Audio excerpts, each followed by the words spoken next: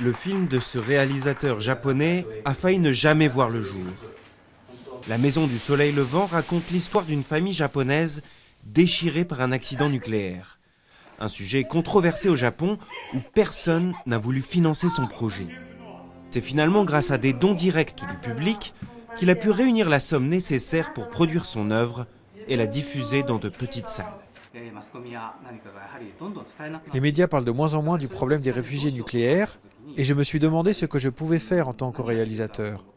J'ai décidé de réaliser un film pour faire passer le message que les journaux et les télévisions ne transmettent plus. Près de 3 ans après l'accident nucléaire de Fukushima, les cortèges anti-nucléaires sont de plus en plus clairsemés. Les médias nippons ne couvrent quasiment plus ces maigres manifestations. Pourtant, les sondages montrent que l'opinion publique est encore majoritairement anti-nucléaire.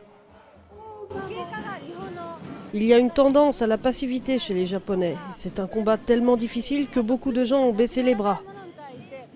Mais il faut continuer. L'engagement antinucléaire n'est pas sans risque.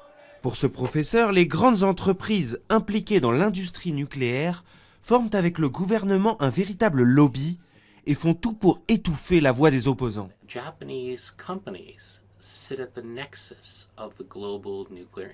Les entreprises japonaises comme Toshiba, Hitachi ou Mitsubishi Heavy sont au centre de l'industrie nucléaire mondiale.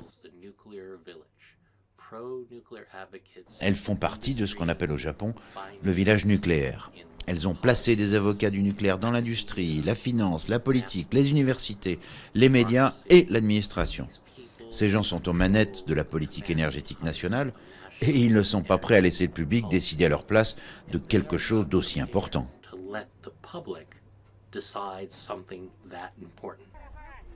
En dépit de cette pression, le gouvernement n'a toujours pas redémarré les 50 réacteurs nucléaires du pays, toujours à l'arrêt pour vérifier leur sûreté.